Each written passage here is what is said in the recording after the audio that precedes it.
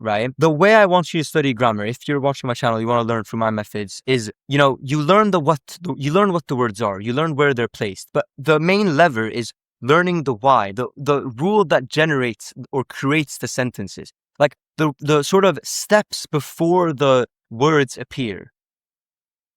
That might sound complicated. What I mean by that is simply, in English, right? When you think of a sentence that you want to say, there's fundamental logic there. You know that certain words have to come in a certain order and whatever, okay? We want to essentially take that and learn the logic of the Spanish speaker.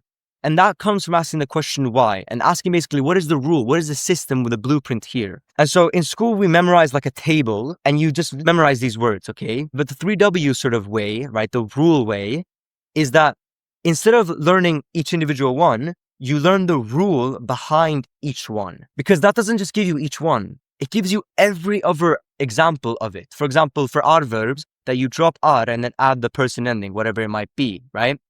And so it's a bit of memorization. It's 8 rules of memorization in exchange for thousands of words. To me, that sounds worth it. And like we showed with the cognate, with these cognates, it is definitely worth it. If you just know that rule, you can get all these other variations with any adverb if it's regular. I say this to show that memorization fades away. It doesn't last, but rules last. And if you're just starting out, I'd highly recommend checking out the Speedy Spanish Roadmap. It's a free course I created to help you start learning Spanish with these methods. And you'll find it in the first link in the description.